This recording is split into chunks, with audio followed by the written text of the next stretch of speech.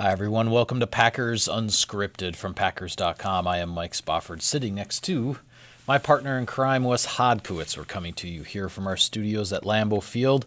And Wes, the Packers are fresh off a 20-15 victory Sunday at Lambeau Field over the Washington Redskins. A lot of implications with this one. Green Bay gets to 10 wins, 10-3 now, remaining one game ahead of the Minnesota Vikings in the race for the NFC North. The Vikings knocking off the Detroit Lions to get to 9-4.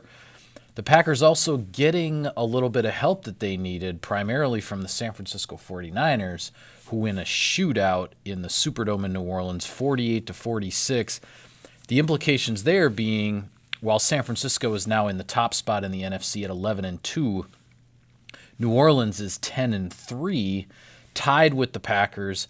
The Packers actually have one fewer conference loss than New Orleans. So if Green Bay can win its final three games, it will get a first-round bye, regardless of what happens in the NFC West. But here's the thing. There are a lot of questions right now because of how the Packers beat Washington, if they are really capable of running the table against the three NFC North opponents coming up, because there was a lot of dissatisfaction, I guess maybe is the word, with the victory over Washington. How did you see it? Okay, so first and foremost, it was a difficult game to analyze because the Packers played that first quarter was picture perfect, exactly what you wanted to see from them. Defensively, they forced three straight 3-and-outs to start the game. 3-and-outs, one after another. They didn't get a first down until they actually, I think it was a penalty that converted it for them. Yeah, in the second quarter. Fackrell jumping off sides, and then, that until then they had just been, offensively were not able to accomplish anything. Offensively for Green Bay, they get good field position after Tyler Ervin's first punt return, defense keeping Washington back, and they score points right away. They end up scoring 2 touchdowns the 5th time this season. They've scored 14 points in the opening quarter. Looks great. And then they just fall into this lull. The one phase that kind of stood up the entire time, I thought, was special teams. Yeah. It's one of the better outings special teams has had. J.K. Scott was not quite where he was at the week before, but Mason Crosby made 2 important field goals. Tyler Ervin has 4 returns for 51 yards and no penalties for Sean Menninga's unit. A sterling job for 60 minutes. Offense and defensively, though, there were lulls. Defensively, I thought for the most part they kept him off the board. They gave up some garbage points late, but Darius Geis started to get going. He had a big explosive play. They were able to dictate tempo a little bit more with the running game, which we were anticipating Washington was going to religiously do. Yeah, we knew Washington, even at 14-0, just like the previous week in Carolina, Washington was not going to abandon the run. They were going to continue to pound the run. Packers caught a little bit of a break with Darius Geis going out with an injury, so then it all fell really on Adrian Peterson. But yes, Washington came into Lambeau to run the ball just as we anticipated. It's tough. The tough part of this for me to break down is the offensive performance because, I said this going into this thing. Washington's defense is not an embarrassment by any means. They're a good defense. Those weren't just hollow words. They have playmakers there. Unfortunately for them, Ryan Kerrigan gets injured again after he comes back, and he leaves with a calf injury. Their 2 cornerbacks were banged up, but they were able to get Green Bay out of its offensive rhythm. And with the exception of Aaron Jones, who goes off for 192 total yards, they really were unable to recapture that. So that's the question they're going to face now all week long, going against a Chicago Bears defense that's always been good and is now going to look to be back at the peak of their powers in this matchup on Sunday. Yeah. But all those things aside, it was the 10th win of the season. The Packers did exactly what you and I said they needed to do. They need to beat a statistically poor Giants team, and they need to beat a 3-9 Washington team. They did that. You can't ask for much more. You could have beaten them 49-0. You only still get 1 victory. So in a very tight and highly contested NFC right now, with 7 teams really duking it out, I mean, obviously somebody has to get in from the NFC East. This is a scenario that you're in. You need to win the ball games, and the Packers accomplished that goal on Sunday. Yeah, I think the frustrating thing on the offensive side of the ball for the Packers is the opportunities they had, the field position they had. There were so many chances to score more points and to get yourself some separation here from Washington. I thought the key sequence, quite frankly, Wes, was at the end of the first half. because the Packers they'd blown a couple of opportunities when they had crossed midfield, but then stalled out, weren't able to get into field goal range. Late in the first half, about a minute left in the half, the Packers are inside the 30-yard line. They have first down at the Washington 27. You have a 14-6 lead at that point. You're looking at, and the Packers are getting the ball coming out of halftime. So you're feeling like at a minimum, the Packers are going to double up here and get either a field goal and a field goal, or a touchdown and a field goal, or maybe 2 touchdowns. You're looking at anywhere from 6 to 10 to 14 points potentially before Washington gets the ball back in the third quarter. But Aaron Rodgers gets hit with a strip sack, loses the ball, Washington recovers, and then coming out of halftime, the Packers do put a drive together, but they stall out and kick a field goal. So instead of getting 6 or 10 or 14, you get 3 out of those 2 possessions. Washington gets the ball back only down 17-6. When they respond in the third quarter at one point with a field goal, it's 17-9, and you're still in a one-score game going into the fourth quarter when you had these opportunities to stretch things out. It was a maddening, frustrating game to watch offensively because of the position the Packers were in and the opportunities they were presented with. Personally, I guess it's one of those things. I just look at it as, the NFL, this is a week-to-week thing. If the Packers had run up 45 points on Washington, everybody would be feeling better about themselves.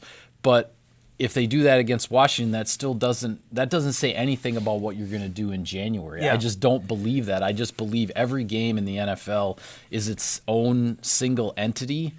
And yes, the Packers didn't do everything they should have offensively to win this game against Washington, but they did enough because then they were able to put together a long 7.5-minute, 14-play drive in the fourth quarter that finally tacked on some more points and got that 2-score lead restored. Yeah, I mean, well, first and foremost, there's 32 teams in the league. There's 16 games right now a week, and very few times are you just going to have the team that's supposed to win just completely dominate. You look at New England right now, they have a lot of questions after losing to Kansas City. Seattle lays an absolute egg in Los Angeles. LA, yep. And, New Orleans ends up being outshot by San Francisco. So that's why the Packers are the number 2 seed right now if the playoffs started today. Yeah. And it's because they won their game, and those other teams didn't. And it's kind of an easy answer to that, but it's the truth. I mean, you have to win what's in front of you. That's why the Green Bay Packers are in an interesting spot here with 3 games to go, all against the division. Now, that being said, the one thing that I did take away from this game was something that you and I have been talking about for weeks now, and that's that it isn't always just one particular player. In this game, the Packers, after the first quarter, had a difficult time getting its pass game going. Yeah. So then Aaron Jones reemerges. Aaron Jones reemerges as a pass catcher. His 25-yard catch down the sideline ended up keying that 14-play drive. That was the play of the game, I thought. Yeah. You're facing 3rd and 14 from your own 7-yard line with about 8 minutes left in the fourth quarter. It's a one-score game, and the 17-9 at that point. If you don't convert there, you're looking at J.K. Scott punting the ball off the goal line, and Washington being down just 8 points, getting the ball back with plenty of time. Yeah, and in this maturation of Aaron Jones as a pass catcher, you've seen it throughout the season, and even though he hadn't been a firm part of that game plan for a month now, or at least hadn't been able to get the ball in that capacity in a month, Aaron Rodgers had the confidence to go to him in a critical situation, and he rewarded him for it. It was a picture-perfect pass, but he needs to catch it. He needs to fall backwards. He needs to not drop it. He needs to make sure he doesn't double-clutch it, and he did that. And the one thing, and I tweeted this during the game, there's been highs and there have been lows this year for the Green Bay Packers offense. The one thing that has been consistent and has been a constant since the beginning, and that they are doing as well as I've ever seen during my 8 years covering this thing, their 4-minute offense is really effective. When defenses know, okay, they're going to need to run the ball here, the Packers can do it. They weren't even always able to do that with Eddie Lacy when he was their running back, but they can accomplish it, and they can do it with both Aaron Jones and Jamal Williams. In this particular game, it was Aaron Jones' time, and he came through in spades. I mean, this is a guy now that has reset every major statistical single-season record in his career, and there's still 3 games to go. Yeah. Well, quickly here, Wes. Select Cousin Subs locations are now offering delivery. Whether you're ordering, catering, or your favorite sub, they're delivering right to you when you order online at cousinsubs.com. Cousin Subs, we believe in better. Yes, as you mentioned, Aaron Jones ended up with 192 yards from scrimmage, 134 on the ground, 58 through the air. Defensively, though, I wanted to revisit one thing also with regards to this game for the Packers. It was interesting because there were a couple of moments when the defense got some key stops right around midfield when it looked like Washington was potentially pushing into scoring range. They got Adrian Amos gets an interception right at the end of the first half. There's an early fourth quarter drive where Washington's right at midfield and the defense rises up and gets the stop. The funny thing is, until the final drive of the game that made this the score went from 20-9 to 20-15. Prior to that, the only touchdown drive the Packers gave up was when they were put in the best possible field position. Right. They had them backed up on the 5-yard line. The Washington comes running out with Peterson and Geis pounding away. They hit one big pass down the field once they got across midfield. They end up scoring on that one. But defensively, the Packers gave up one drive of significance, that being that 95-yard touchdown drive. One drive of significance in the first 7 possessions for Washington. Considering everything we've been talking about with the Packers defense and the explosive plays it's given up and all of that, this was a pretty solid defensive effort, I thought. And yes, at the end of the game, you don't like giving up a touchdown there, but the Packers were in sort of that keep everything in front of you, tackle them, make the clock run, all that kind of stuff.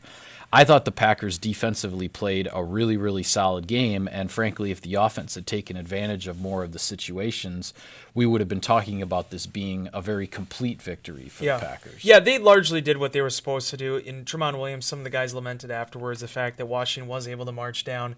They add some more points, or add some more. They did add more points, but they added some more yards to otherwise would have looked like a very dominant defensive day. Yeah, and certainly that the pass that Dwayne Haskins made to Terry McLaurin, I mean, that is a picture perfect.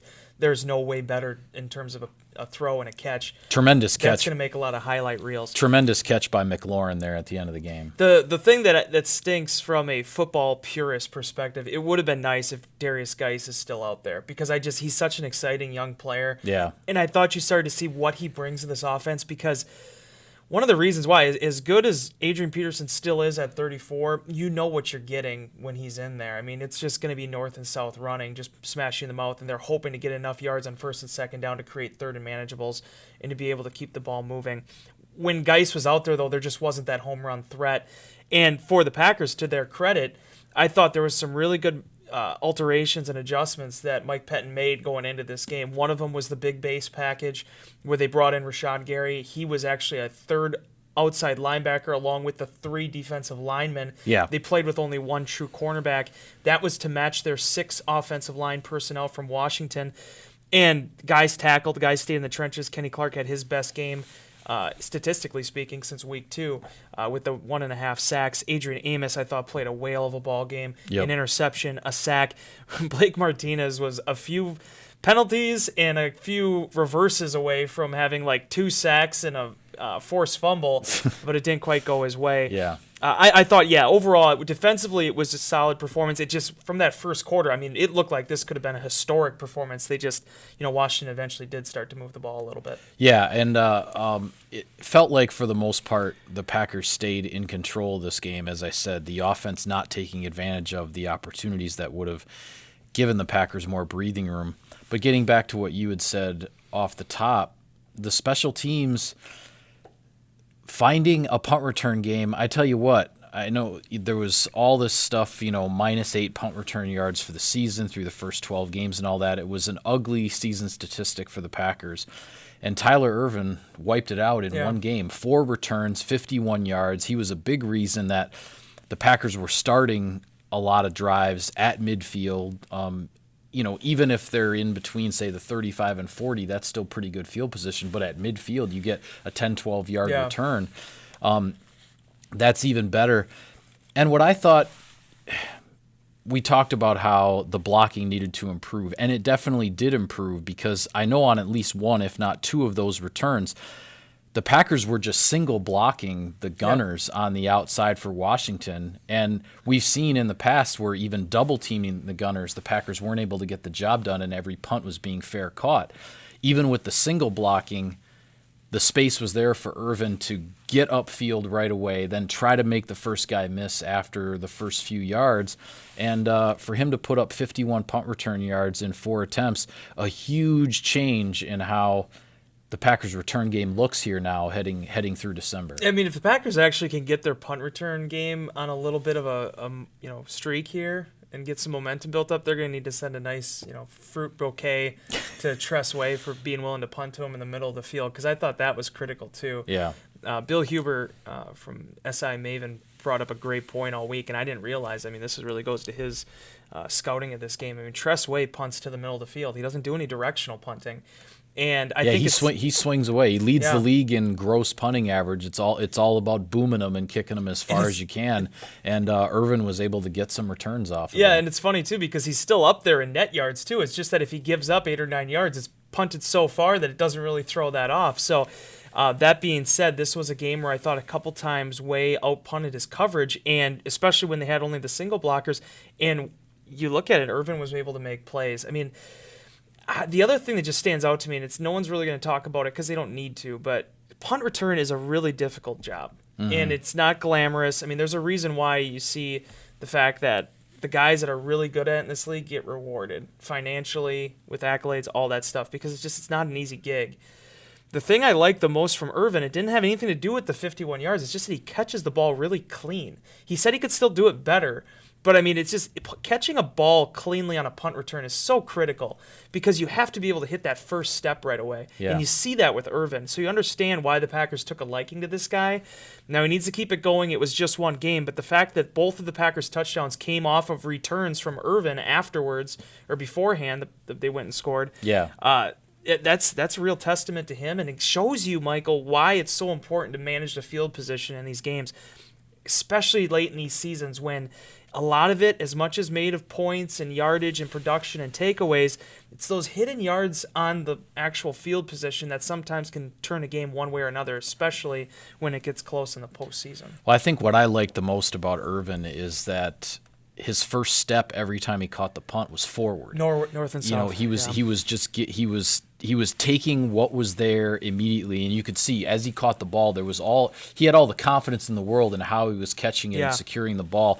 He's just getting upfield immediately and getting what is there. And a 10-yard punt return, and we're obviously talking it up because the Packers just hadn't done anything like that all season long. But when you do it 3 or 4 times in a game, that adds up to some of those hidden yards. And just the fact that he's taking what was there, not trying to, dodge 3 or 4 guys at the spot of the punt and then try to make something happen. Well, by then everybody else is down there and you're pretty much a dead duck. So I just like the way he approached it. He got the yardage that was there. He helped out the Packers field position game, and I think this is going to be an important player here for the Packers down the stretch. And the Packers blocked it clean too. Yes. There were no blocks in the back. There was no holding off the line of scrimmage. I think they haven't been rewarded with the big returns yet, but I thought over the last month you've seen them cut down on the mistakes and the mental errors and the things that really hurt you, because you saw it happen to Washington in this game. Yeah. Washington had some kickoff returns brought back some yards because they just, they had those penalties that just kind of really, shoot you in the foot. So if they can get Ervin going here, we didn't get to see him on kickoff returns because they all were touchbacks well into the end zone, but Mason Crosby and J.K. Scott have had their moments this year. Crosby's been playing at a Pro Bowl level, but it's just the return unit has been the one that has just been lacking. Yeah. If you can bring that up here down the stretch, I think that's really something that can give you some energy and some boost, on some of these offensive possessions. Yeah, well, we will continue to review this game on tomorrow's show, but for now we do have to go. That's a wrap on this edition of Packers Unscripted. Be sure to follow all of our coverage of the team on Packers.com. Subscribe to us, like us on iTunes and other podcast services, and be sure to check out the Packers YouTube channel. For Wes, I'm Mike. Thanks for tuning in, everybody. We'll see you next time.